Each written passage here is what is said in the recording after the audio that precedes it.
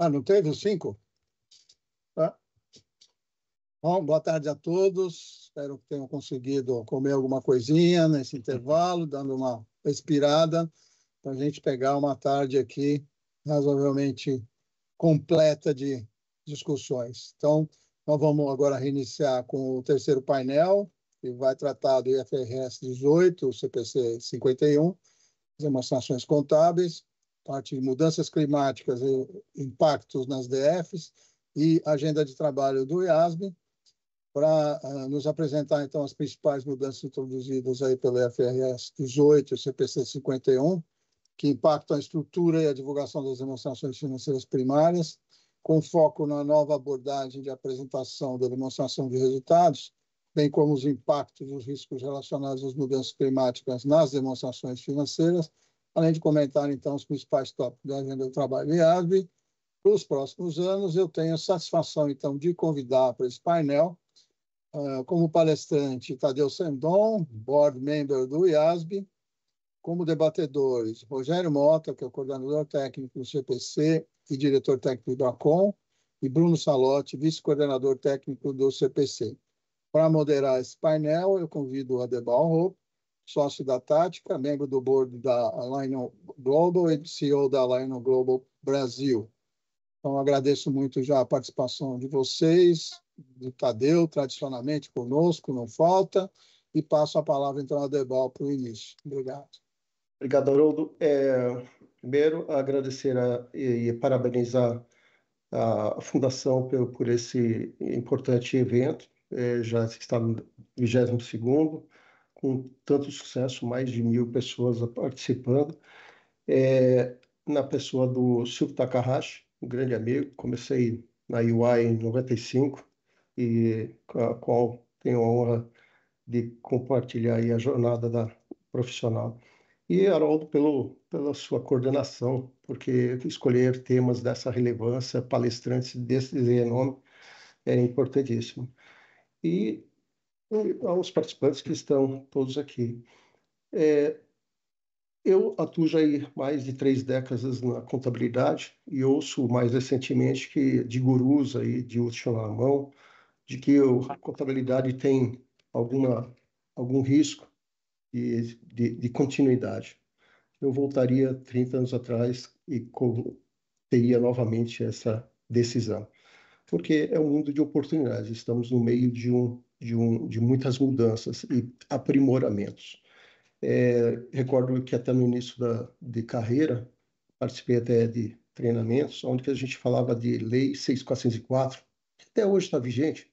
Muitas orientações que são obrigatórias no mundo do societário a seguirmos lá algumas estruturas. Temos aqui o Eliseu Martins, que é um professor renomado, que escreveu muito do que a gente segue em termos de orientação, porque estava faltando. Então, tem manual de contabilidade desde a década de 70, para que a gente segue melhores práticas do ponto de vista de responsabilidade do contador para preparar as informações, decidir com a própria conhecimento e de todos que estão envolvidos numa gama infinita de fontes de informação, seja com temas complexos de atuário, instrumentos financeiros, com advogados. Então, essa interação que o contador tem no centro disso tudo para traduzir as informações, gerar números e gerar comunicação prevista para no mundo do IFRS, para ter uma informação de qualidade, que alguém consiga tomar uma decisão a respeito disso. Então, houve uma evolução aí em relação a disponibilizar informações para os contadores. A própria CVM, num esforço de auxiliar, a ajudar a como melhor escrever uma nota explicativa, editou normas, atualmente faz isso. As grandes empresas de auditoria, as Big Four, onde fiquei na UI durante 19 anos, têm checklists, têm guias, promovem eventos para permitir uma melhor alinhamento entre quem prepara uma informação, quem revisa, quem fiscaliza, porque muitas vezes a expectativa, o entendimento de quem prepara e de quem audita ou de quem fiscaliza pode estar distante. E fruto dessas preocupações, né, o Tadeu Sendon, que nos representa no IASB já acho que 6 anos, tem uma missão maravilhosa, contribui de forma bastante direta com muitos temas. E esse é um dos temas que ele está propagando aqui na América Latina e no mundo, e que vai nos agraciar aqui com suas palavras, sábias palavras. Então, Tadeu, fica com você. Muito obrigado, Aderbal. Eu divido a apresentação, ou vocês... Aí, considerações adicionais? Nosotros estamos na Argentina. Acho que o slide aí está aí, agora sim. Graças.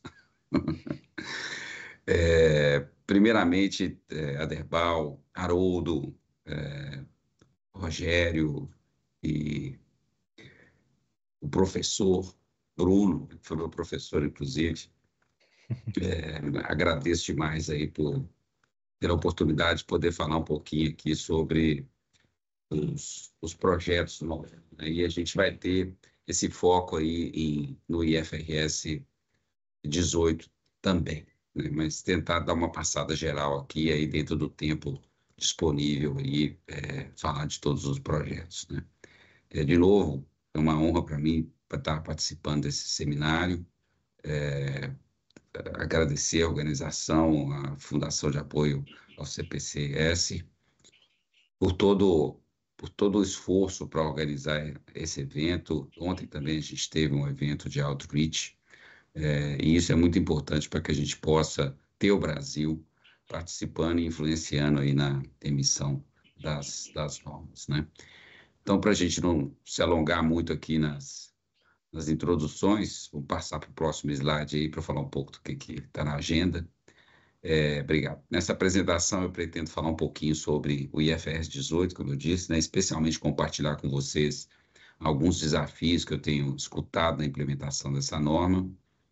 Em seguida, chamar atenção para um documento que a gente está prestes por emitir, que trata de divulgação de certeza nas demonstrações financeiras, e aí, finalmente, e muito rapidamente, atualizá-lo sobre o plano de trabalho do IASP. Vou pedir desculpa para vocês que eu estou indo ladeira abaixo, que eu peguei uma gripe, tô só piorando aqui, mas eu acho que minha voz ainda vai permanecer até o fim, eu espero que sim. Estou com um copinho d'água aqui para me salvar se for necessário. Próximo slide, por favor. Pode passar mais. Vamos começar aqui pelos desafios do IFRS 18, né? Esse slide aqui, eu acho que muitos de vocês já leram, até tem uma perguntinha no próximo slide aqui, mas muitos de vocês já leram, já têm algum conhecimento, mas é bom a gente ter esse slide aí para nos ajudar, né, dar o pontapé inicial aqui nas nossas discussões, né, sobre a norma. Resume as principais alterações que ela traz na apresentação das demonstrações financeiras, especialmente, mas não limitada, né, a demonstração de resultados. Lembrando que essa norma, o IFRS 18, substitui o IAS 1, né? E aí no slide tem várias mudanças, né? Mas aí no slide estão as 3 grandes mudanças, eu diria, né? A primeira delas é a apresentação de subtotais definidos na demonstração de resultado, e o objetivo aqui é dar uma estrutura coerente de reporte sobre o desempenho financeiro para melhorar a comparabilidade entre empresas, né, que era uma demanda antiga dos usuários. Cada um prepara a demonstração de resultado de um jeito, né? Você só tem a linha de receita e a linha de resultado como requerida, o restante no meio ali não tem tanta consistência, né? E quando você introduz esses subtotais, você acaba dividindo a demonstração de resultado na sua primeira parte, vamos dizer assim, em 3 grandes categorias: operacional, investimento e financiamento. Eu falei na primeira parte porque, na verdade, são 5 categorias. Tem também a categoria de impostos sobre os lucros e, eventualmente, operação descontinuada. A segunda grande alteração, está na coluna do meio aí, né, que a norma trouxe, foi requerer a divulgação nas demonstrações financeiras das medidas de desempenho definidas pela administração, né, o NPMs, ou como a gente costumava chamar, né, non-GAAP measures, desde que elas atendam certos critérios. É para o bem e para o mal, né? Na verdade, se atender o critério, tem que fazer a divulgação. E o objetivo dessa alteração é justamente trazer um pouco mais de disciplina, transparência para essas medidas. Inclusive, uma vez que estão incluídas nas demonstrações financeiras, acabam sendo objeto de auditoria também. E na coluna da direita aí, a terceira grande alteração está relacionada com melhores requisitos de agregação e desagregação, justamente para ajudar a empresa a fornecer informações úteis para os investidores. E aí esses requisitos se aplicam para as demonstrações financeiras como um todo, não se limitando à demonstração do resultado. Muita gente às vezes não percebeu isso, mas toda essa orientação sobre agregação e desagregação, na verdade, se aplica à demonstração financeira como um todo, e não só à demonstração de resultado. Com essa norma entrando em vigor em 2027, né? Que ano passado eu falei assim, parece longe, mas não está. Então, hoje eu posso dizer que está mais perto ainda, né? Vamos lá, próximo slide. Obrigado. Aqui, antes de eu falar um pouco sobre alguns dos desafios que a gente escutou na implementação da norma até esse momento, né? Só gostaria que vocês respondessem para vocês mesmos, não é para mim. É um exame de consciência. Em qual desses grupos do slide você se considera, né? Ou considera que a sua empresa, o seu cliente está em relação à implementação da norma? Eu diria que se você estiver no A ou no B, recém-entrado, você tá mal. Se você está no B indo para o C, não está tão mal assim, né? O ideal é que você já estivesse aí já a partir do C, porque está muito próximo mesmo da implementação da norma. E janeiro de 2026 já começam as cifras comparativas, né? Considerando 2027. Então, só para alertar vocês aí, fazer o exame de consciência que já estava na hora de ter começado há algum tempo aí. Alguns vão dizer que estão esperando o Bruno, né? Fazer a emissão aí do CPC 51 para audiência pública, que agora já está, então não tem mais essa desculpa. Aí alguém vai falar assim, eu vou esperar os resultados da audiência pública. Não, não precisa, já pode trabalhar, tem muito material disponível em português, inclusive a própria minuta que está em audiência pública no site CPC.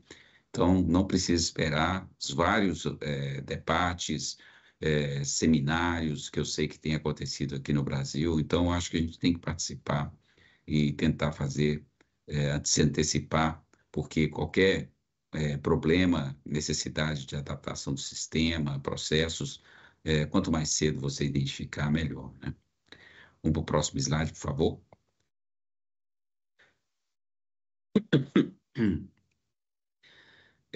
No primeiro slide, quando eu falei das grandes mudanças, né? 3 slides, é um slide só, falando das 3 grandes mudanças, parece complicado, né? Mas quando a gente começa a analisar e entrar nos detalhes, aí sim, né, dá para ter uma ideia do trabalho que precisa ser feito. E aqui nesse slide eu selecionei alguns desafios que as empresas já começaram a enfrentar. Eu podia escrever a reclamar, né? Mas a enfrentar na implementação da norma, né? Então, só para dar um exemplo aí, na parte de categorias e subtotais, a questão da classificação das variações cambiais, e esse eu vou dizer que é um campeão de audiência, porque hoje quase todas as empresas colocam na linha lá, né, de resultado financeiro. E agora ela precisa distribuir essa variação cambial entre as categorias, né? Seguindo a mesma categoria que as receitas e despesas provenientes dos itens que estão gerando essas diferenças cambiais estão afetando, né? Por exemplo, se for uma variação cambial de um contas a receber, se espera que vá para o operacional. Se for uma variação cambial de um financiamento, aí provavelmente classifica na categoria de financiamento. Eu falo provavelmente, geralmente, porque isso depende muito também do tal do Main Business Activities, né? As principais atividades de negócio da empresa, porque pode mover algumas dessas linhas aí. Mas, em geral, só para dar um entendimento do que significa dizer fazer essa alocação, né?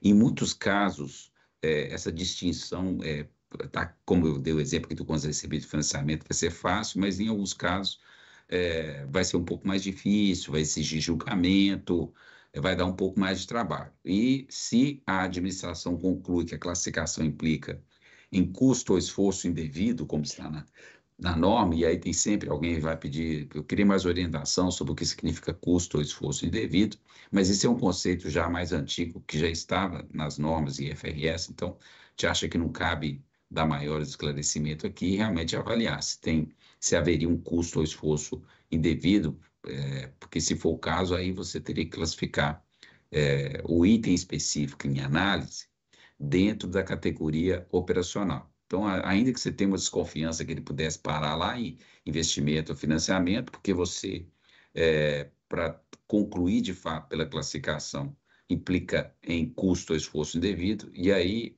você joga na categoria que é default, que é a categoria operacional. E, de novo, eu frisei aqui, né, item específico e análise, porque essa análise ela é feita item a item. Não é que porque você teve dificuldade com o item, que todo mundo vai parar lá, toda variação cambial vai parar na atividade, na categoria operacional. Não, não é esse o caso. Para cada item que você tiver e atender essa definição de custo ou esforço indevido, de fato, tentar chegar a uma classificação levaria um custo ou esforço indevido, aí ficaria na categoria operacional. O tema também de variações cambiais de saldo intragrupos, né? Você tem um grupo onde você, quando consolida, uma empresa tem um ativo, a outra tem um passivo, e como as moedas funcionais dessas empresas são diferentes, eventualmente uma empresa estrangeira emprestou para uma empresa brasileira em dólar, então no Brasil gera variação cambial, e quando você consolida, você elimina os saldos, mas a variação cambial permanece. E aí vem a pergunta: para eu classificar essa variação cambial, eu vou olhar para o ativo que gerou a variação cambial, ou eu olho para o passivo, porque de fato está dentro do grupo ali.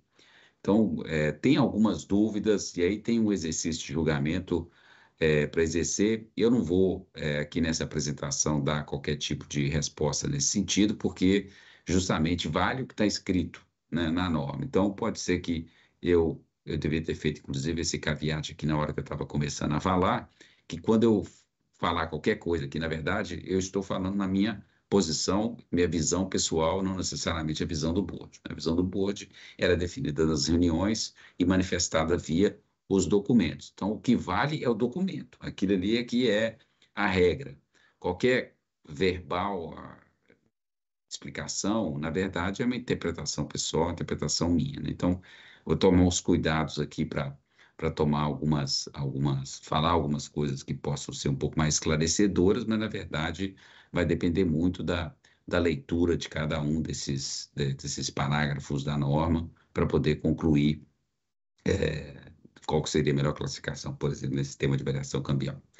Um outro tema interessante é da avaliação de principais atividades de negócio, né? Esse tema tem gerado muita discussão, especialmente quando a gente fala em grandes grupos, porque essa definição no nível consolidado, ela pode ser distinta do feito no nível da subsidiária. Por exemplo, uma atividade pode ser considerada a principal atividade no nível da subsidiária, mas quando sobe para o consolidado, não é. Aí, nesse caso, a subsidiária pode ter que ajustar a sua demonstração de resultado, porque como aquilo ali é uma atividade principal para ela, pode ser que algumas despesas e receitas que estariam classificadas na categoria de investimentos e financiamentos subiram para o operacional. Mas como no consolidado não é uma atividade principal, na hora de enviar a informação para fim de consolidação, ele tem que voltar com essas linhas para dentro de investimentos e financiamento. Então, pode ser que no consolidado, essas questões da definição de Main Business Activities, pode ser que tenha algum tipo de trabalho operacional aí para as empresas. No tema de MPM, a gente tem escutado que a interação com a nota de segmento tem gerado bastante discussão interessante, né? Por exemplo, na nota de segmento, a administração acaba tendo uma liberdade de apresentar informações dos resultados para o segmento. Aquele ali é um pouco da visão deles, né, da administração. E ela pode acabar, eu não sei se inadvertidamente, né, incluindo ali um subtotal que pode atender a definição de MPM, e aí, por consequência, fazer com que a administração tenha que cumprir com os requisitos de divulgação de MPM. E aí também entra a discussão sobre esse MPM ele tem que ser para a empresa sobre o todo. Quando eu incluo, e ele é, na verdade, relacionado com um segmento, eu considero que aquele subtotal é da empresa como um todo, é do segmento. Essas são questões que a gente tem escutado aí, que tem tendo muito debate. De novo, tem que discutir cada uma das situações para poder entender, para poder exercer o julgamento. De novo, como eu falei aqui, eu não pretendo colocar aqui quais seriam as respostas para uma situação ou outra. O objetivo meu aqui é muito mais chamar atenção para algumas decisões durante o processo de aplicação, de implementação da norma, que vocês possam vir e tomar conhecimento, né? Um outro aspecto também sempre gerou dúvida, desde que a norma ainda estava como projeto, né, de PFS, era a definição, o escopo de comunicação pública, né, porque passa a ser necessário um controle maior sobre as comunicações feitas pela empresa, porque dependendo das circunstâncias, uma comunicação feita fora do caminho normal pode conter uma medida que atende à definição de MPM, fazer com que a empresa tenha que, por isso, incluí-la nas demonstrações financeiras. Lembrando que esse conceito não é só para a companhia aberta, também se aplica a companhias fechadas e muitas vezes o controle de monitoramento desse tipo de comunicação pode nem existir. Então, tem alguns aspectos interessantes aí que a gente precisa tentar entender como é que eu vou fazer para controlar, para ter certeza de que todas as comunicações públicas foram consideradas quando eu estiver fazendo essa, essa, essa determinação se atende a definição de NPM ou não. E o último tema aí do slide, apresentação, agregação e desagregação. Aqui o IFRS 18, ele, como eu falei, ele vai além da demonstração de resultado, né? Aqui o conceito até de resumos estruturados úteis que se aplica, né? Esse é um conceito novo que foi introduzido, né? Justamente para ter certeza de que o nível de agregação ou desagregação vai ser justamente aquele que fornece de uma maneira mais útil a chamada informação material para o usuário. Não, portanto, o quanto agregar ou desagregar vai depender da avaliação da materialidade da informação. E essa é uma área que vai exigir julgamento, né? Por exemplo, além de outros, ela precisa ser evitada ao máximo, quando precisar usar, tem que seguir algumas regras de divulgação.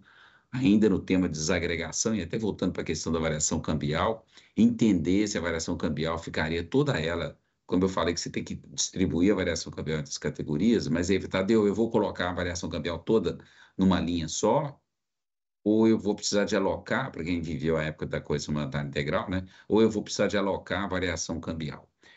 Na verdade, é uma questão de julgamento. Se a alocação por linha for necessária para produzir uma estrutura, um resumo estruturado útil, né? Aí fica difícil, Bruno, que às vezes a gente traz o inglês aqui e tenta traduzir imediatamente para o português, a gente fica confuso aqui.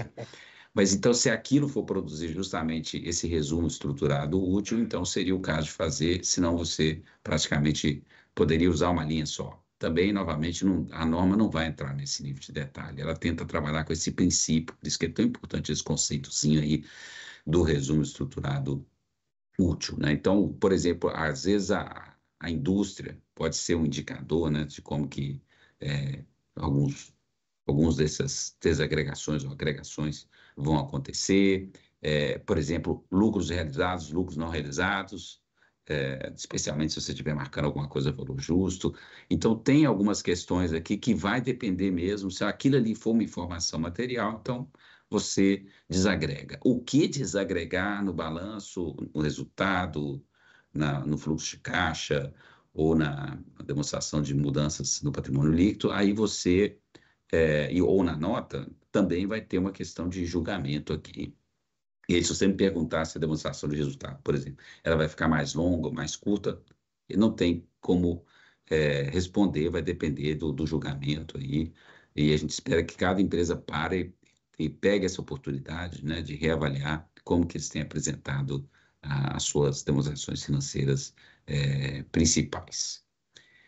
Acho que a gente pode, desculpa, com isso, mover para o próximo slide aí, porque daqui a pouco vamos puxar minha orelha aí, pode passar mais um. Então, movendo por esse tema aí de reportando incerteza nas demonstrações financeiras, nós iniciamos há algum tempo um projeto, né, sobre incerteza relacionada com o clima e outras incertezas, não é só clima, tinha questão tributária e muitas outras mais, nas demonstrações financeiras. Então, estamos falando nada de relatório de administração, relatório de sustentabilidade, nós estamos falando nas demonstrações financeiras, né? A gente já chegou a publicar alguns materiais educacionais sobre temas, a gente teve uma agenda decision, né, que tratava de questão da constituição ou não de provisão sobre questões relacionadas, as empresas vão falar que vão ficar zero carbono, aquela coisa toda. Fizemos uma alteração no IFRS 9 e no IFRS 7 para endereçar a questão de cláusula em contrato de financiamento que considera questões de ESG, que mexe na taxa de juros. E essa alteração foi muito importante, especialmente para os bancos, né, que em muitos casos essa cláusula poderia ser percebida como um derivativo embutido, e aí faz com que o instrumento, que tradicionalmente estaria a custo amortizado, né, empréstimo ao cliente, acabava tendo que ser mensurado a valor justo por meio do resultado, né? Então, foi uma medida urgente que a gente teve que tomar, modificar, esclarecer isso na norma, né? E, finalmente, agora, a gente está prestes a publicar uma série de exemplos ilustrativos sobre o tema que são incorporados nas normas. Vou passar o próximo slide, porque nele fica mais claro aqui o que é. Aí, obrigado. São 6 exemplos, né, muito práticos, bom de ler, uma leitura boa, gostosa, porque é uma situação que pode acontecer de fato, né, descrevendo essas situações que podem requerer o julgamento da administração sobre a necessidade ou não de incluir informação nas demonstrações financeiras sobre incerteza. E são muito interessantes os exemplos, fácil de ler, como eu falei, né, como se fossem cases mesmo, né? Bem educativos, né? Um ponto importante aqui é que são os exemplos ilustrativos sobre a aplicação de parágrafos que já estão na norma, ou seja, não tem qualquer modificação na norma, né? Até por isso não tem data de vigência de entrada do documento, é como se fosse uma agenda decision, né? Ou seja, a partir do momento que você publica, na teoria as empresas já deveriam analisar e tratar desses casos. Eu até aproveito aqui para chamar a atenção do CPC, que a gente publicou já uma minuta desses exemplos em julho, justamente para adiantar o expediente para as empresas tomar conhecimento. Eu acho que vale até a pena já começar a tradução, porque a gente pretende emitir o documento final em outubro, mas pelo menos os exemplos a gente publicou em julho e deve ter pouca alteração em relação ao documento final. Pode passar mais um slide. A gente acabou voltando aqui. Pode passar mais um. Esses eram os exemplos aí. Aí, beleza. Isso, perfeito. Agora sim, entrando rapidamente no plano de trabalho do IASB aqui, e eu realmente vou passar muito rapidamente, porque o foco aqui era falar do IFRS 18, chamar a atenção para esses exemplos ilustrativos aqui, porque ele tem aplicação imediata, se é que vai ser aplicável, né? Mas é importante ler e verificar se tem aplicação ou não, né? E agora sim, entrando um pouquinho na fase aqui, falando dos projetos nossos, né? A gente deve publicar até o final do ano um documento de consulta sobre o nosso projeto de gestão dinâmica de risco, de IRM. Esse projeto era conhecido anteriormente como MacroRed, propõe adicionar uma seção no IFRS 9, portanto, a gente até em algum momento pensou em fazer uma norma nova, mas vai ser uma seção do IFRS 9, especificamente para lidar com esses requisitos, que o objetivo é desenvolver um modelo contábil que retrate o efeito da gestão dinâmica de risco, especialmente nas demonstrações financeiras de banco e especialmente de taxa de juros, que a maioria dos bancos, pelo menos os grandes bancos, utilizam de fato essa gestão dinâmica, então seria aplicável para eles. O período de comentários é de 240 dias, e por que é tão longo assim? Justamente que a gente quer que os bancos leiam o documento, façam algum tipo de field test, justamente para poder dizer para nós se esse modelo funcionaria ou não. Ele é opcional, assim como é o Hedge Accounting, mas a gente acha que vai ser super interessante para os bancos ter esse recurso disponível. Pode passar mais um slide, por favor. O slide anterior era de consulta, esse aqui é de norma nova, ou seja, desculpa, o documento de IRM que eu falei, a gente deve publicar até o final do ano, como eu falei, né, 240 dias de comentários aí, justamente para dar tempo, bem acima do normal, que é 120, né? Bom, mas nesse slide aí, são os documentos finais, né? Não é exposure draft, são documentos que já vão valer de acordo com o seu ano de vigência, e esse ano a gente já publicou 4 documentos, né? Publicou no primeiro semestre desse ano a terceira edição da nossa norma IFRS para pequenas e médias empresas, né? Uma norma bastante importante aqui no Brasil e na América Latina, na verdade, porque, na verdade, a maioria das empresas do Brasil usa essa norma, estão no escopo dessa norma, e não no escopo do full IFRS. Né? No full do IFRS estão as grandes empresas, né? Estão as empresas abertas, mas a grande maioria das empresas, elas acabam ficando nessa norma de IFRS para pequenas e médias empresas. E essa edição nova entra em vigor em 2027. A gente publicou também a revisão do nosso Practice Statement número 1, Management Commentary, que aqui no Brasil seria o equivalente ao relatório de administração, e com essa revisão a gente acredita que esse documento pode servir de guia para as empresas prepararem seus relatórios de administração e também reguladores utilizarem como está ou simplesmente se inspirar para desenvolver seus próprios requisitos para esse tipo de relatório. Eu já falei sobre os exemplos ilustrativos aí no slide. Eu disse que a gente vai publicar o documento final no próximo mês, mas no final de julho nós publicamos uma minuta do documento quase final, justamente para tentar antecipar a questão da tradução e o awareness, né? Aí para todo mundo aí. Acho que vale a pena aí a gente dar uma olhadinha, ver se tem algum caso aí que se aplica ou não a cada uma das empresas.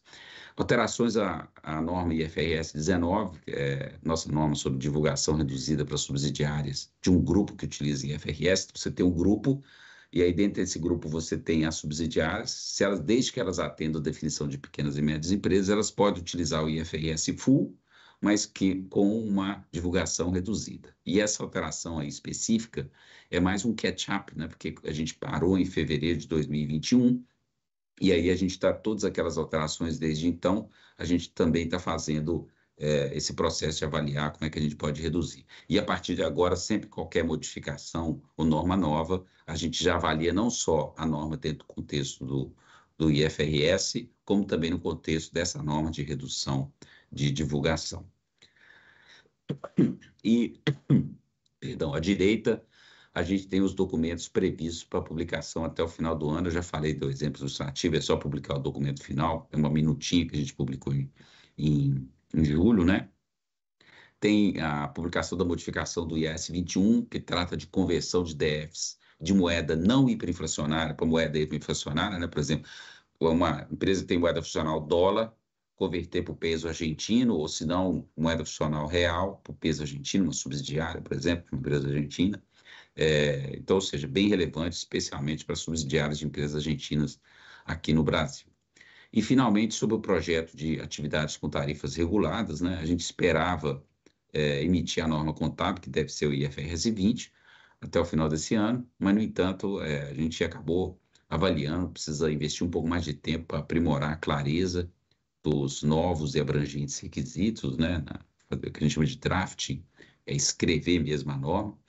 E com isso a gente agora espera publicar esse documento no segundo trimestre de 2026. Próximo slide, por favor. Obrigado. Esse aqui é só uma visão geral do número de projetos que a gente tem atualmente na nossa agenda. Apesar de estar 16 aí no slide, na verdade são 15, porque ali no projeto de manutenção tem 4, mas na verdade são 3, porque o IFRS 19 a gente acabou emitindo em agosto, né? Eu acabei usando um slide aí que estava um pouquinho defasado nesse sentido. Pode passar mais um slide, por favor. Obrigado.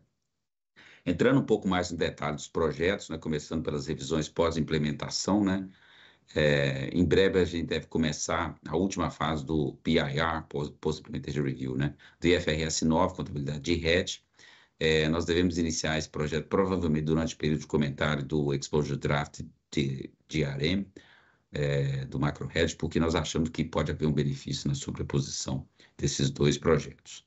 E nesse momento, em consulta, a gente tem o documento de solicitação de informações, ou RFI, Request for Information, do IFRS 16. Eu até comentei aqui que a gente teve um outreach ontem na FIPECAF, né, um outreach do CPC, e foi muito produtivo, né?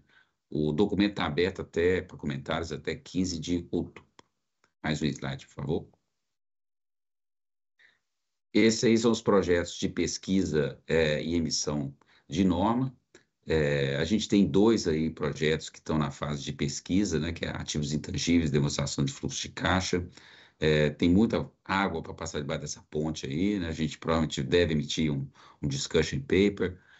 De intangíveis aí tem muita coisa, muita discussão sobre o que a gente deveria tratar, vai desde falar dos grandes empresas, os maiores diferenças de valor de livre, valor de mercado, criptos ativos, questão desses todos os software e serviço na nuvem. É muita coisa que, naturalmente, que o IAS 38, quando foi escrito lá atrás, passava longe de prever que isso tudo pudesse acontecer. Então, agora a gente está tentando, na medida do possível, fazer uma atualização da norma. Da mesma forma, o IAS 7, né, de demonstração do fluxo de caixa, a gente também está trabalhando com algumas questões aí. Uma notícia boa para os bancos, por exemplo, é que a gente admite o famoso acknowledge, né, que para muitos deles o fluxo de demonstração do fluxo de caixa não tem tanta serventia. Alguns usuários disseram que não tem, mas eu gostaria que mantivesse. Então, na verdade, provavelmente a gente vai avaliar, talvez criar uma exceção para os bancos com relação a qual exatamente são as informações que os usuários gostariam de ter e se precisa ser de fato, por exemplo, como no formato de uma demonstração de fluxo de caixa. Tem outras questões aí também, mas, como eu falei, ainda na fase de pesquisa. Na fase de emissão de normas aí, custo amortizado, a gente acabou de mover esse projeto, está em fase de pesquisa, são questões práticas na aplicação de custo amortizado, para quem conhece lá o parágrafo P546, 545, que é justamente o que eu faço quando tem uma mudança de taxa de juros, se qualquer diferença vai para o resultado imediatamente, ele vai compor a taxa efetiva no futuro, depende da circunstância, e é justamente isso aqui que veio do PIR, do IFRS 9, de classificação e mensuração, e agora a gente vai endereçar isso. E provavelmente a gente deve ter um exposure draft no final de 2026, né? Porque é bem targeted o que a gente está pensando aqui. Gestão dinâmica de risco, eu já falei.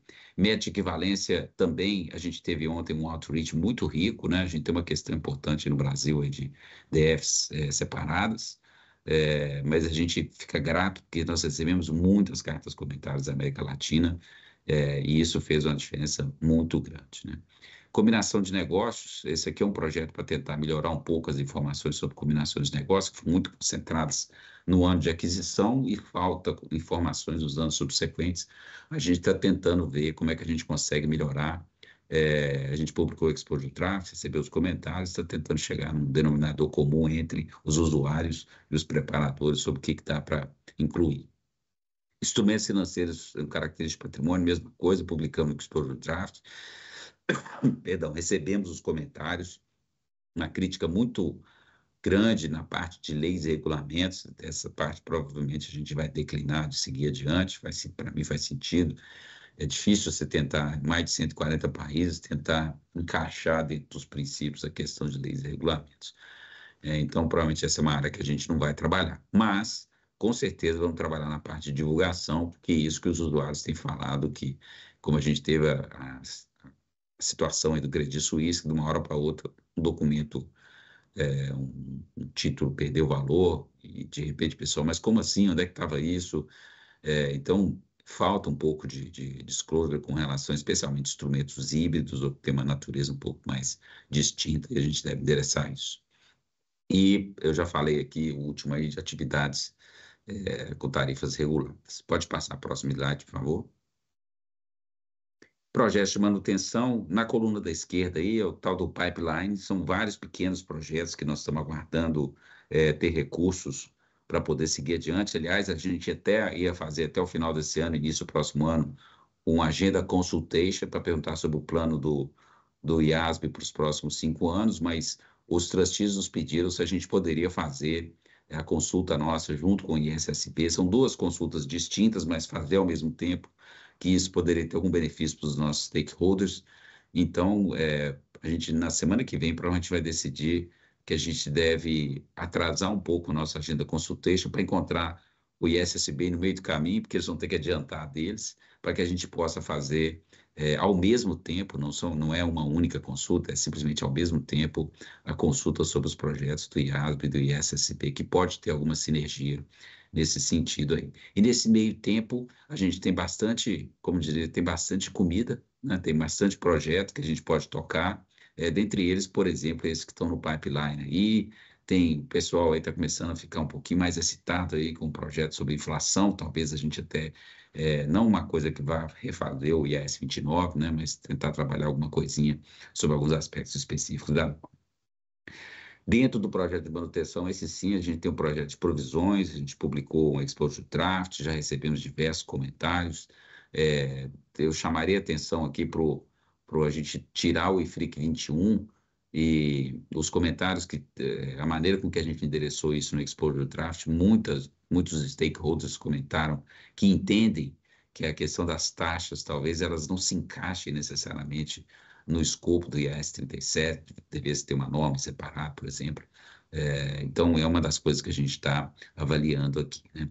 Atualização do IFRS 19, eu já falei, incertezas relacionadas com o clima também, e também conversão para uma moeda de apresentação, eu já falei. Então, estou bem, já falei de tudo aqui, né?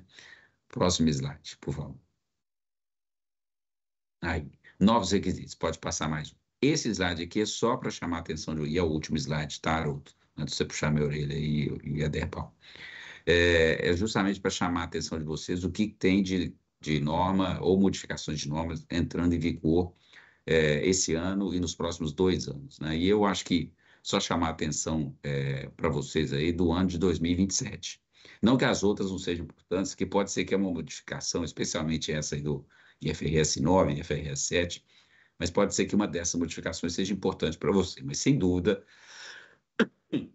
perdão, o ano de 2027 são 3 normas novas, né? Não necessariamente você vai ser atacado pelas 3, mas, sem dúvida, esse é o ano que a gente tem que se preocupar. E talvez o IFRS 18 aí é a grande estrela, e as empresas já deveriam estar trabalhando nela. Bom, eu espero que tenha sido útil essa apresentação, apesar da minha voz aqui, meus cabelos também estão caindo, então você não tem nada igual que era antes, mas o mais importante é que eu consegui passar aí a mensagem num tempo suficiente para a gente ter espaço para discutir um pouco aí. Obrigado, pessoal. Muito obrigado, Tadeu. Realmente, contribuições sempre relevantes que você traz. Já lhe conheço mais de 15 anos, quase 20, né? E sua passagem dos últimos 6 anos lá em Londres te tornaram um pouco mais britânico ainda, aqui, mais pontual, então, bastante pontual. Vou passar aqui para o Rogério. O Rogério também já conheço um bom tempo, quase esse tanto de tempo, e passar a palavra a ele para ele fazer as considerações. Olá, boa tarde a todos. Primeiramente, também com muito prazer e muito orgulho de estar participando de mais um seminário. Haroldo, obrigado por mais um convite, por mais um ano. É uma honra estar aqui podendo contribuir, a gente compartilhar um pouco do nosso conhecimento e o que a gente tem discutido um pouco no CPC a respeito dessa norma, especificamente da IFRS 18, né? Eu queria falar um pouquinho do processo. Também agradecer aí a Tadeu aí pela ótima apresentação, Bruno e a Derbal aí, também uma grande honra estar aqui com vocês nesse painel. Bom, eu queria falar um pouquinho mais pegando um pouco a continuidade do que o Tadeu falou, né? A gente fica esperando sempre vai que o CPC esquece ou decide não emitir o CPC, o IFRS 18. Na verdade, não tem como, porque há um compromisso aqui no Brasil que nós assumimos de seguir, né, as normas internacionais. O CPC acaba sendo um veículo, né, é um comitê, obviamente, que tem um grande trabalho, ele contribui muito enviando comentários ao IASB, né? Ajuda nas discussões práticas dos temas que são trazidos pela norma internacional, mas no fim o papel do CPC acaba sendo a emissão da norma local, traduzida para o português, que permite que outros reguladores, como a CVM, CFC, Banco Central, SUSEP, cada regulador que assim decidir, vá lá e faça a aprovação, ou seja, torna aquele pronunciamento de adoção mandatória para sua entidade regulada. Pegando um exemplo mais comum aqui, a CVM. A CVM também tem um compromisso que ela própria exige que as companhias abertas adotem as normas internacionais. Então, existe aquela figura que a gente chama aqui no Brasil do dual compliance. E por que essa mensagem? Porque às vezes, só para mostrar que a gente fica um pouco, no CPC, a gente fica limitado a fazer a tradução, obviamente, as adaptações que a gente entende necessário, mas sem fazer uma mudança, uma alteração que levaria a uma diferença de aplicação da norma entre a norma internacional e a norma emitida pelo CPC.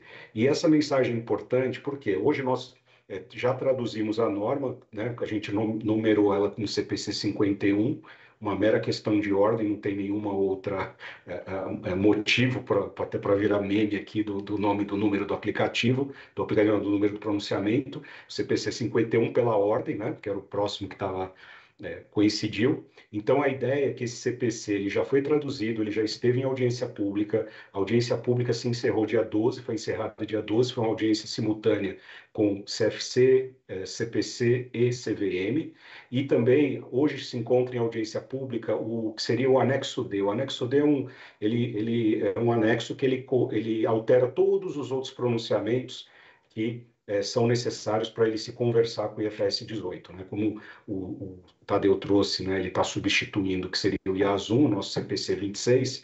Então, a ideia é que esse anexo D a gente entendeu que disponibilizar para audiência pública em momentos diferentes não traria prejuízo. A expectativa é de que na próxima reunião do CPC, que vai acontecer no início de outubro, está programada para o dia 10 de outubro, a gente discuta o resultado da audiência pública, nós vamos trabalhar em cima dos comentários recebidos, aproveitar aqui para parabenizar o trabalho que o Bruno fez, o Bruno foi o relator dessa norma dentro do CPC, a gente viu que foi um grande esforço, porque é uma norma bastante extensa, então ele vem fazendo esse trabalho, então a gente espera que na próxima reunião do CPC a gente ter essa norma já discutida, ajustada e pronta para a gente fazer a emissão final. Então, dentro da expectativa, dos planos e o que está alinhado com os demais reguladores, que têm os seus processos, a expectativa é que a norma seja aprovada ainda em 2025. Né? Lembrando, o CPC, quando emite uma norma, ele não define data de adoção, diferente do IASB. Tá? A data de adoção no Brasil ela tem sido definida pelos reguladores. Então, na própria audiência pública, a CVM já deixou claro lá que vai ser a data de 1º de janeiro de 27, que é a mesma data mandatória para as IFRS. Então, acho que essas eram as mensagens que eu gostaria de passar aqui para explicar um pouquinho do processo, né? Só para também não frustrar a expectativa daqueles que contribuíram. Nós recebemos diversas cartas, comentários sobre a audiência pública. Vamos incorporar aquilo que for possível, que a gente entender que não altera a essência das IFRS, lembrando que o trabalho que a gente tem que fazer é sempre de antecipadamente, enquanto a norma está em audiência pública, durante essas fases que o Tadeu aqui colocou de outras normas, é o momento que nós temos para debater, levar nossas ideias, as nossas preocupações para o IASB. O Tadeu nos visita aqui de forma rotineira, ou seja, com uma certa... participa até das reuniões do CPC, ele está sempre aberto para até ouvir ou sugerir o que a gente deveria fazer para encaminhar os nossos comentários. Então, para que não frustre e não gere uma frustração e imaginar que o CPC não quis acatar a sua sugestão, infelizmente, não, como eu falei aqui, a gente fica limitado aí ao que o IASB emitiu na norma original. Acho que eram essas as mensagens, passar a minha palavra de volta aí para você, Aderbal. Obrigado, Rogério. São bastante avanços, né, dentro desse novo normativo, né, no esforço de sempre buscar uma informação mais relevante, mais adequada para tomadores de decisões, né.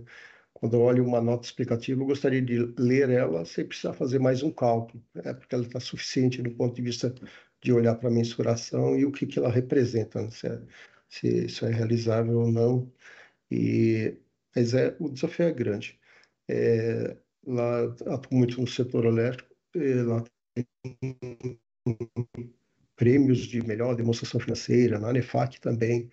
Aí teve um esforço de alguém, através dessa adaptação toda de IFRS que teve no Brasil, que trouxe uma elevação enorme da qualidade da informação, mas traz o desafio de como escrever isso tudo, né? Daí muitas vezes repetem texto a norma, é um desafio grande. Então, teve gente muito feliz que fez um esforço enorme para trazer um volume importante de informações, aí em algum momento fala assim, estou escrevendo demais, mas sem comunicar. Aí vem uma norma lá, reduziu tudo. Então, comparativamente, você tinha 100 páginas, vai reduzir para 50 e comunicar melhor.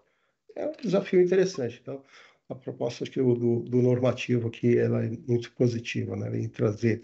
E muitas vezes é a questão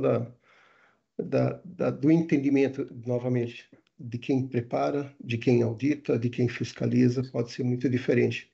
E já vi colegas, né, sendo punidos pela função de que o fiscalizador tem. Você não colocou uma nota explicativa de instrumentos financeiros. Então, era relevante, depende do ponto de vista da materialidade do auditor, do preparador. Então, do preparador e do auditor, ela saiu da abrangência de ser um problema, mas do preparador, se ele tem ou não tem. Então, essa questão do entendimento discricionário ali é bom ter normas e orientações, né, para ajudar, né? Vou deixar aqui com o nosso doutor Bruno para as considerações dele.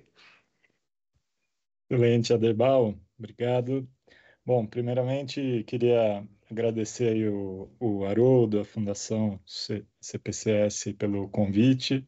Fico muito feliz de poder participar aqui mais uma vez do seminário da Fundação e também saudar aí a todos os participantes, né, todos os presentes, com certeza muitos amigos aqui, professores, alunos, pessoas do mercado, né? Eu entendo que o seminário online ele tem as suas vantagens de atingir um público maior, porém a gente perde essa oportunidade de ver as pessoas face to face, né? Mas de qualquer modo a gente imagina que as pessoas estão lá do outro lado nos ouvindo e isso é muito positivo, né? Também agradecer aqui todos os meus colegas de painel, em especial o Tadeu, que está sempre colaborando conosco, fez uma excelente apresentação. E também agradecer as palavras do Rogério e aproveitar até para ser justo aqui, né? Embora eu esteja fazendo esse processo de relatoria, a gente tem um grupo de trabalho que tem, como o próprio nome diz, trabalhado, né? Bastante na norma. Então, temos, além de mim, o Patrick, o Gáudio, o próprio Rogério, que está aqui comigo, e o Felipe, né? Então, a gente tem aí praticamente desde o início do ano, aí, o março, por aí, a gente tem trabalhado bastante realmente na revisão, nas discussões específicas. E eu queria aproveitar, então, esse momento para falar um pouco mais sobre especificamente os ajustes, as customizações de ordem local que a gente acabou fazendo no CPC 51 em relação comparativamente aí à IFRS 18, tá? Praticamente não há, né? São ajustes bem mínimos, né? Como o Rogério deixou bem claro, o nosso objetivo é a convergência, é aplicar as IFRS no Brasil por meio dos CPCs, então a gente não tem muito espaço para grandes criatividades aí ou alterações, né? Mas os ajustes que a gente acabou fazendo, o racional foi, na verdade, manter a lógica do CPC 26 em relação à IAS 1, né? Então, por exemplo, a gente tem lá um parágrafo adicional para falar da inclusão da DVA, né? Porque aqui no nosso mercado a gente tem a DVA de divulgação obrigatória para companhias abertas, né? Então, isso estava mencionado no CPC 26 e vai estar no CPC 51, né? A gente tem também a eliminação de um item específico lá da IFRS 18, né, que é o 29A, que fala de uma divulgação de DFs em 52 semanas. Como nós aqui não temos isso, né, a gente segue a lei das SAs, o exercício social é de 1 ano, a gente acabou eliminando esse item, né, que não faz sentido para a gente. Aí tem a questão da nomenclatura das demonstrações, né, que inclusive na própria norma original é mencionado que não há grandes problemas em se ter nomenclaturas um pouco diferentes da tradução literal, contanto que se refira às demonstrações, né? A gente não vai chamar a demonstração da posição financeira de computador, né? Mas estamos chamando de balanço patrimonial, que é o nome que tradicionalmente a gente já vinha usando e vamos manter, né? E a demonstração de resultado, não a demonstração de resultado do exercício, isso aí gerou uma certa polêmica, né? Porque na lei das SAs o nome é DRE, né? O próprio Tadeu na apresentação usou DRE. No CPC 26 a gente tinha a demonstração do resultado do período e a tradução literal seria a demonstração de lucros e perdas, né? Statement of Profit and Loss. Mas no CPC a gente discutiu bastante e acabou usando a terminologia demonstração de resultado, né? O que na simplificação fica DR. Geralmente DR é uma coisa que eu faço com a minha esposa de vez em quando, mas agora DR para a gente aqui vai ter um outro significado, né? A gente também fez lá uma pequena mudança na apresentação da ordem das contas do balanço, embora a própria norma esclareça que ela não define ordem, ela lista as contas do balanço e, como a tradição do modelo anglo-saxão é ter uma ordem crescente de liquidez, eles começam lá de intangível, imobilizado e vai descendo, né? E nós fizemos a nossa ordem boa e velha ordem da lei das SAs, que é a ordem decrescente de liquidez. Então, caixa, contas a receber, estoques e assim por diante. A gente também fez uma menção específica de que, pela legislação societária, existe a obrigatoriedade de publicar a demonstração de resultado, e isso é uma demonstração separada da demonstração de resultado abrangente, né? Isso porque na norma original você continua com aquela opção de fazer duas demonstrações separadas ou uma só, mas aqui no Brasil a gente deve manter a lógica de duas demonstrações, né, até para ter essa consistência aí com a lei das SAs. E finalmente um item lá, 109A, que descreve as contas do patrimônio líquido, né, mais ou menos também em linha com a lei das SAs. Então vejam que são ajustes relativamente pequenos de novo, todos alinhados com ajustes que já existiam no CPC 26, né? Então, não tem efetivamente nenhuma coisa nova assim que a gente está inventando aqui, né? Pelo contrário, a gente procurou manter essa consistência. E em relação, respectivamente, aí ao anexo D, né, que o Rogério explicou muito bem, né? Ele se trata do Consequential Amendments, né? Ou seja, as mudanças nas outras normas. Ele é um documento, inclusive, até mais extenso em termos de páginas do que o próprio CPC 51, né? Mas a grande maioria ali das alterações, elas são alterações, entre aspas, aí, burocráticas, né? Ou seja, mudança de nomenclatura, referências de parágrafos. Tem 4 pronunciamentos aí que tem um pouco mais de alterações, tá? Tem o CPC 31, que é o IFRS 5, né? Que é ativo não circulante mantido para venda e operações descontinuadas. Temos o CPC 03, que é a IAS 7, né? Que tem aí algumas alterações de apresentação na DFC, algumas escolhas, o ponto de partida do método indireto, que passa a ser lucro operacional. Temos uma mudança interessante aí no CPC 23, que é a IAS 8, inclusive a própria nomenclatura da norma, né, que passa a ser base de preparação das emoções contábeis, e alguns parágrafos que estavam na IAS 1 foram para a IAS 8, então nós estamos fazendo isso também nesse anexo D. E, finalmente, o CPC 21, que é a IAS 34, que é a demonstração intermediária, né, seria a IFRS 18 para a ITR. Então, claro que essa norma acaba também tendo aí algumas alterações, tá? Esse anexo D aí que está em audiência pública, como o Rogério mencionou, ele fecha agora no final desse mês, tá? Embora os prazos eles não coincidiram exatamente, a nossa ideia, o planejamento do CPC foi que eles terminassem em períodos próximos para que a gente pudesse aprová-los de forma conjunta, porque eles não têm sentido de forma separada, né? Um está conectado com o outro. E para finalizar aqui essa minha fala inicial, depois a gente vai ter a sessão de debates, né? Questões da audiência e questões também que nós levantamos aqui. Eu queria fazer menção à restrição que nós temos no CPC de traduzir os exemplos numéricos, né? Isso é até uma coisa que a gente tem discutido, insistido lá com o pessoal do IASB. Por enquanto, não temos ainda uma solução, mas é importante para quem, principalmente para quem estiver aplicando a norma, que acesse os exemplos do IASB que ilustram muito bem a aplicação de determinados conceitos e da estrutura da DR e notas explicativas, né? Exemplos de notas explicativas de MPMs. Então, é importante acessar esses exemplos, né? Porque eles ilustram muito bem a aplicação da norma.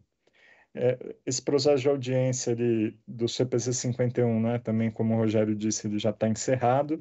A gente recebeu aí aproximadamente 15 cartas, né? Eu digo aproximadamente porque teve gente que mandou para o CPC e para a CVM, eventualmente tem uma outra duplicação aí, mas a gente ainda está agora em processamento disso. E a expectativa, então, é para outubro a gente já poder levar na plenária do CPC a discussão dos ajustes que a gente vai propor, né, para atender a esses comentários, como o Rogério também bem colocou, tudo na medida do possível, né, contanto que não desvirtue aí a lógica da adoção do padrão internacional. Bom, então esses eram os meus comentários, né? Queria só finalizar tomando um gole de café aqui em homenagem ao primeiro campeão mundial, né? 51, né? Já que o nosso CPC é o 51.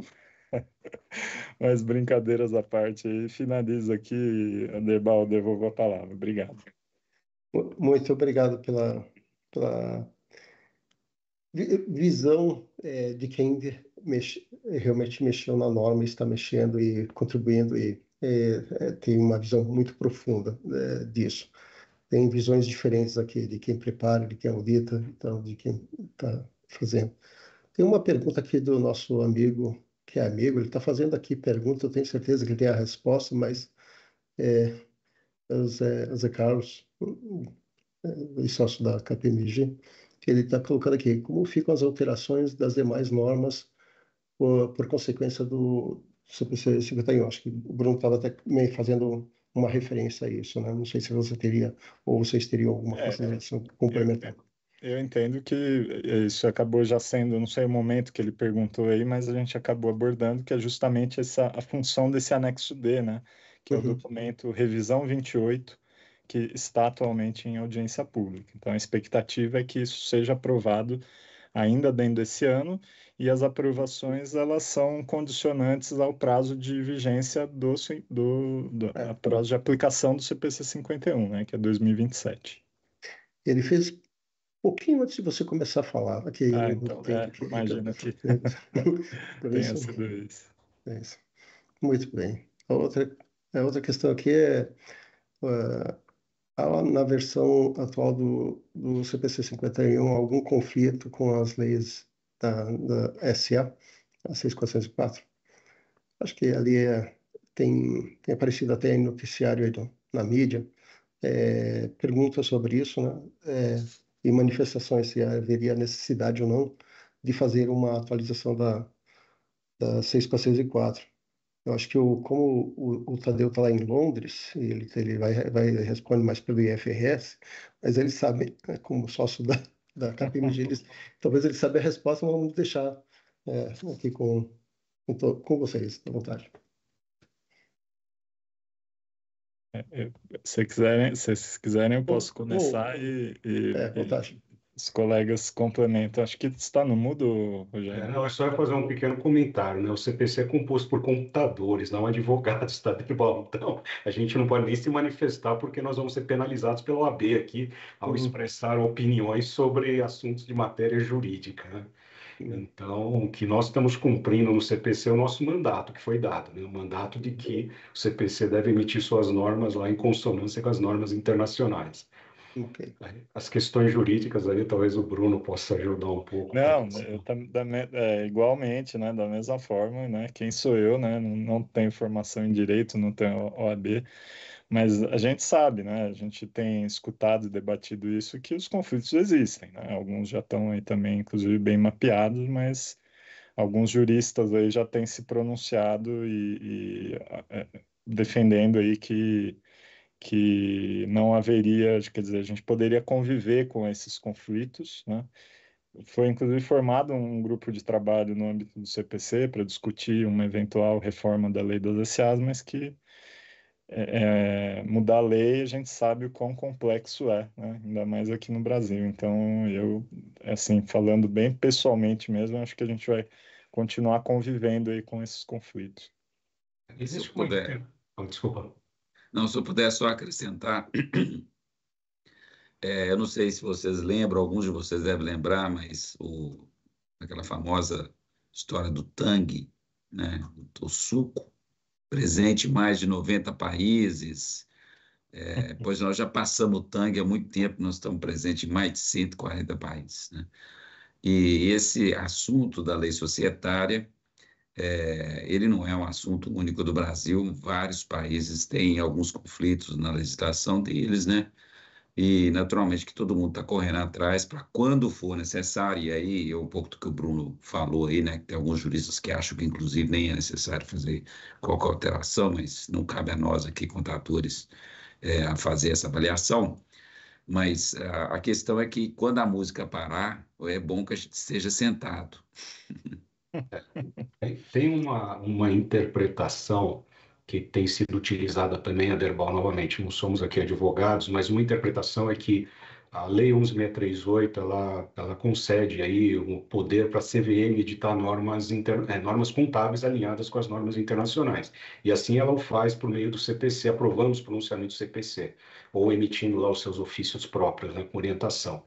Então, a interpretação é de que esse comando resguardaria pelo menos as companhias abertas, e a mesma lei ela prevê que as sociedades de grande porte adotem essas normas, né, editadas pela CVM.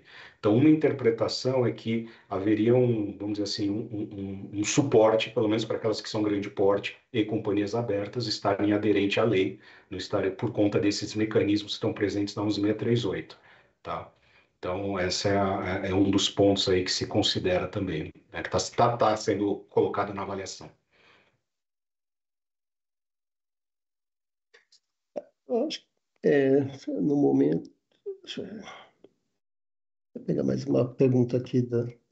E como vai ficar a questão do plano de contas e do plano de contas referencial? A pergunta aqui da Sheila Fernandes Roça. Qual o plano Eu acho que referencial é o plano de contas e plano de contas referencial, né? Então, eu particularmente não entendi tem alcance. qual é a referência aí, né? Tem, por exemplo, não sei se está se referindo ao plano de contas do COSIF, né? De instituições financeiras ou de energia elétrica ou algo do gênero, né? Mas do ponto de vista da norma, né? A norma ela é totalmente principiológica, né? Ela não tem definição de plano de contas, né? O que nós temos são os princípios de agregação e agregação, que, como o Tadeu bem destacou aí, eles foram revisados, ampliados, né? E a definição do quanto a empresa vai abrir ou fechar é uma questão subjetiva e interna que cabe a cada empresa fazer, né? Agora, se os órgãos reguladores aí específicos vão criar plano de contas para adaptar, daí já é uma questão que foge aqui ao CPC. Se eu puder só adicionar aqui, Bruno, exatamente o que você falou, mas uma empresa que não está sob qualquer outro regulador, portanto, ela desenvolveu seu próprio plano de contas, assim como qualquer empresa tem que ter seu plano de contas, né, para poder fazer seus lançamentos, etc. Naturalmente que, e a pergunta do ponto de vista operacional é sim, você vai precisar de mudar seu plano de contas. Só para dar um exemplo, né, eu falei da variação cambial. Grande parte das empresas tem isso dentro de um grupo lá, por exemplo, de despesa de resultado financeiro. E não vai ser mais assim, né? A gente se espera enxergar essa conta de variação cambial. Essa é uma das dificuldades que a gente tem escutado, porque nem todos os sistemas estão preparados para coletar as variações cambiais de forma individualizada, de acordo com a sua fonte de geração, né? Muitas vezes, simplesmente todos os débitos e créditos estão caindo na mesma conta. Então, talvez hoje, só para dar um exemplo, né, esse é um dos que vai precisar de alterar. Talvez os reguladores, como a CVM, pegar o exemplo da CVM, né? Ela tem o DFP e o ITR, são formulários padronizados, né? Então, eu não posso falar, obviamente, pela CVM, mas eu imagino que a CVM vai ter que revisitar esses sistemas para adaptar a própria norma que ela pede que seja adotada, né? Então, diferente do Banco Central, que às vezes ele pode não adotar o IFRS para fins de COSIF, né? Ele tem lá as normas próprias, mas aí vai depender muito de cada regulador. Só complementando aqui no chat, foi esclarecido que eles estão fazendo referência ao plano de contas da Receita, já Tá. para ECB e ECF. Entendi. Desculpa, não tinha. Que ainda não temos definição, né? Isso aí também, novamente, vai caber à Receita Federal avaliar, né? Se caberia e quais alterações eventualmente seriam necessárias. Mas é um ponto, esses impactos em ECD, ECF é um ponto de debate que eu já escutei também outros profissionais comentarem em outros fóruns, né? Entendo que é algo que vai ter que ser, de alguma forma, adaptado, né? Contribuição aqui do Tadeu em relação à complexidade de você organizar cada elemento, né, seja de receita, de despesa, para fazer a classificação correta e o sistema ser adaptado a isso. É um trabalho, parece, bastante grande aí pela frente. Pegar até o Tadeu e o Rogério, a gente já esteve lá no grupo de trabalho de energia do Ibracon, muitas oportunidades. Ele me relembrou aqui um caso interessante, que é o custo de variação cambial da energia importada de Itaipu e é levado para as distribuidoras. Quando você tem essa energia vinculada a dólar, isso, no momento que você recebe lá a informação, vira um custo de compra de energia. A oscilação da variação positiva ou negativa, no passado, colocava isso como despesa financeira. Aí, em algum momento, entendeu-se que não. Isso aí coloca como aumento ou redução da linha de compra de energia. Por quê? É bem claro isso, que é um componente que vai fazer um efeito na tarifa, é, um valor positivo ou negativo para recuperar no próximo ciclo. Então, é uma discussão bastante madura no setor elétrico em relação a isso, né? Agora, creio que tem bastante desafio. Não sei se vocês teriam outros exemplos que poderiam contribuir aí para elucidar quanto pode ser complexo isso. Eu acho que isso tem a ver com exatamente o comentário, perdão, que eu fiz, Adebal. Talvez esse seja um típico exemplo do resumo estruturado útil, né? Claramente essa variação cambial ela tem um componente de custo, né? Ela tem uma cara de custo. Será que eu tenho que misturar, por exemplo, essa variação cambial com outras variações cambiais que, por alguma razão, também vão ficar dentro da categoria operacional? Será que essa especificamente eu não tenho que subir com ela e colocar numa linha separada? É esse tipo de julgamento que se espera que a administração faça. Então, esse é um típico exemplo de que essa não é uma variação cambial normal. Então, talvez valha a pena ela ficar separada das demais. Se é para separar ou não é para separar, eu não quero dar a resposta aqui, mas, sem dúvida, essa é uma área interessante de julgamento, justamente para a aplicação desse conceito de resumo estruturado útil.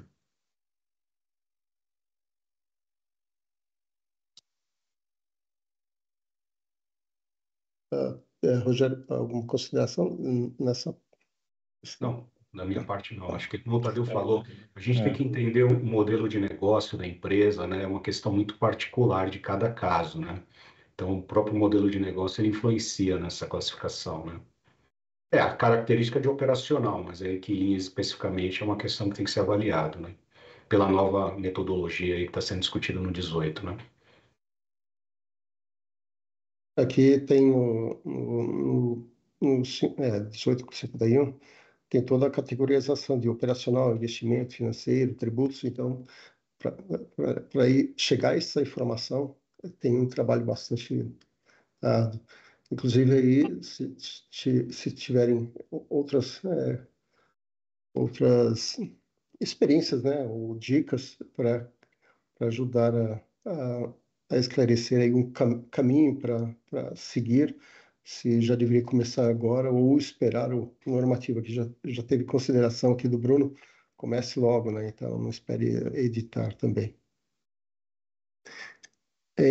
Tem uma pergunta aqui: como tratar na DFC, uma despesa sem efeito de caixa que possui natureza de atividade de financiamento, já que nenhum método indireto de reconciliação será iniciado pelo lucro operacional?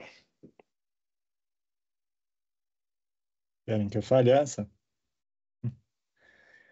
Bom, acho que é o João Vitor, né? É o João Vitor.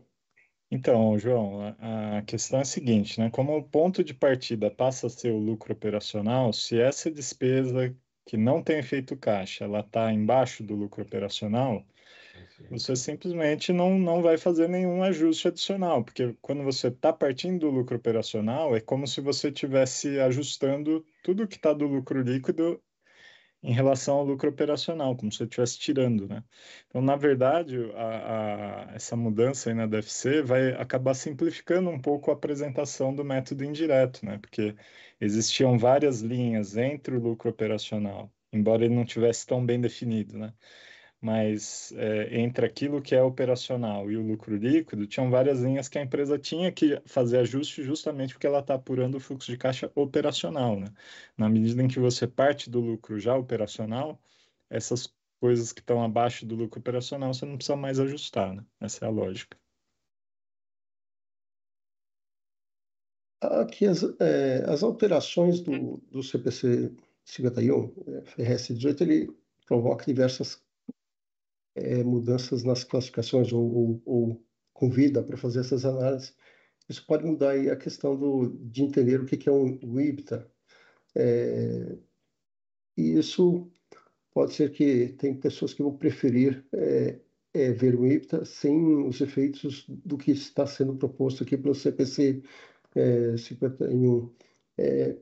Como é que vocês veem essa possibilidade ali? Porque acontece que, no caso do IFRS 16, que é de arrendamento, que a gente teve outro ontem também sobre com o Tadeu aí, muito bom, que por vezes acabam fazendo uma informação diferente com outros números, que é alguma coisa mais gerencial.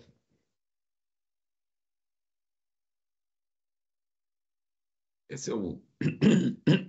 Perdão, se eu puder comentar, na verdade, quase todas essas medidas, né, se ela não estiver lá no parágrafo, eu acho que é o 118, que são aquelas medidas adicionais, É o 118 mesmo. 118, né?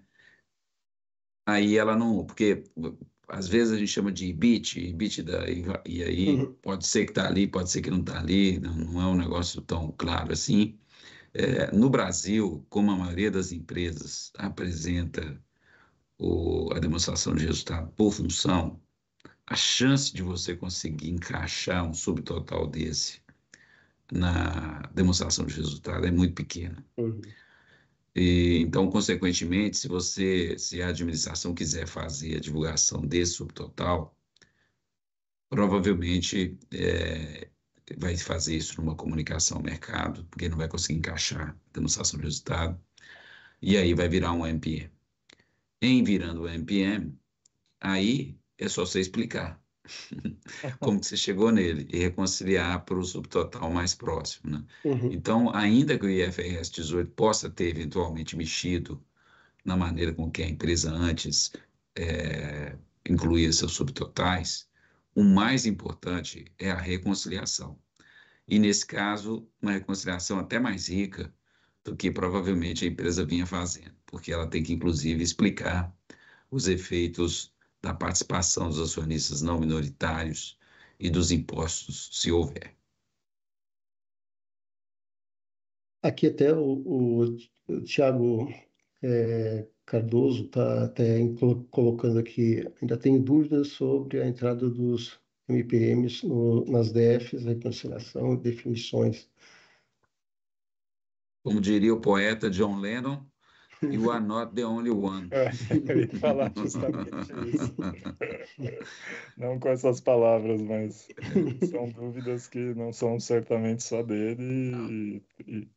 E quanto mais a gente lê, né, Tadeu? Quanto mais a gente lê a norma, mais a gente surgem aí dúvidas específicas que acho que não tem jeito, né? Isso não é privilégio só da IFRS 18, né? Para quem está acostumado, por exemplo, com instrumentos financeiros, isso aqui é fichinha, né? Você começa a ler a IFRS 9 e vai para cá, vai para lá e gera realmente muitas dúvidas. Então, acho que é do processo, é um amadurecimento, né? É um estudo e o importante é levantar essas questões, né? Porque se você nem tem dúvida, é porque você ainda está naquela primeira fase lá do primeiro slide do Tadeu, né? Você precisa avançar um pouquinho mais. Se você já está com dúvidas, é um bom sinal, né? Porque quer dizer que você já está avançando na análise da norma. Por isso que é a importância de adotar com antecedência, né? Começar o quanto antes, não esperar lá dia 1º de janeiro de 27 para começar a analisar, discutir, implementar, porque é na hora que você está implementando é que você começa a se deparar com as situações práticas, né? E as dúvidas vêm, né? Quando você faz uma leitura simples da norma, às vezes não vem a dúvida ela nasce na hora que você está aplicando ali na prática. Aí, opa, tem essa situação, como que eu faço, né? Uma coisa que talvez eu acho que vale a pena dizer é o seguinte: uma, no- uma novidade que a gente tem agora é justamente essa reconciliação. Algumas empresas já vinham fazendo as reconciliações, e outras não. Então, para umas vai ser um processo novo, para outras nem tão novo assim.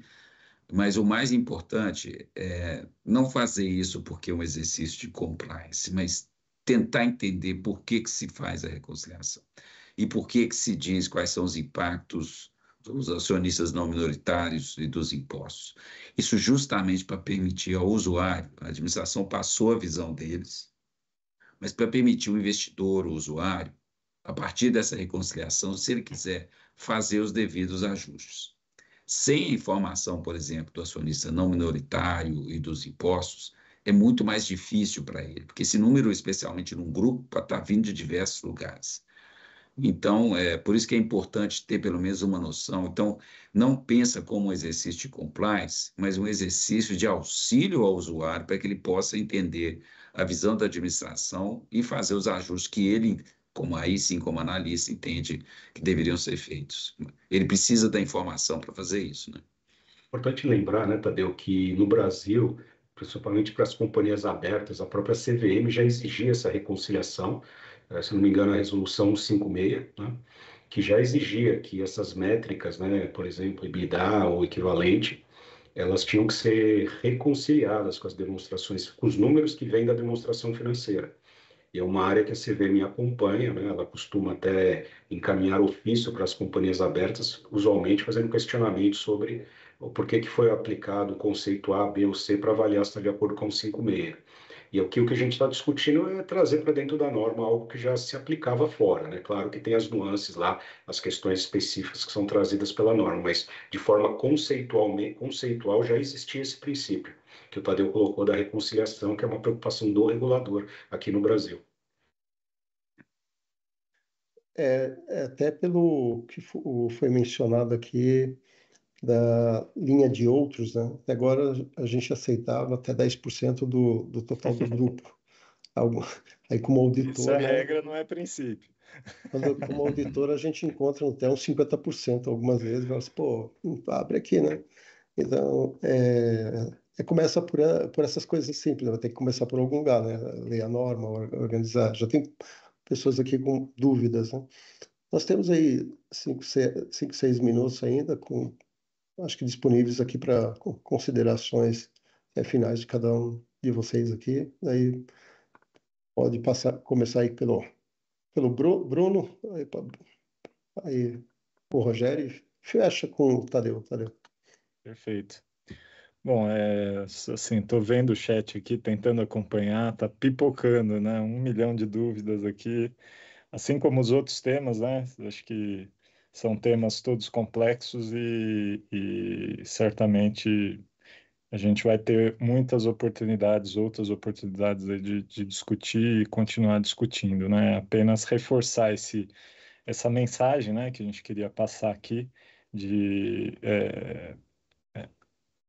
gerar esse impacto nas pessoas de avançarem no estudo da norma, né, para que possam possam ter de fato essas dúvidas, né, na prática e no dia a dia da sua empresa, para que possam, enfim, desenvolver uma política contábil, começar a avaliar, discutir em grupo, discutir junto com o seu auditor, né, para que possa ter aí uma implementação o mais suave possível, né? Então, acho que com isso eu gostaria de encerrar agradecendo aí a todos pela participação, pelo empenho aí, todos os colegas do CPC aí que também estão participando bastante do processo de discussão e saudar meus colegas aqui e agradecer pela participação. Obrigado aí, devolvo a palavra.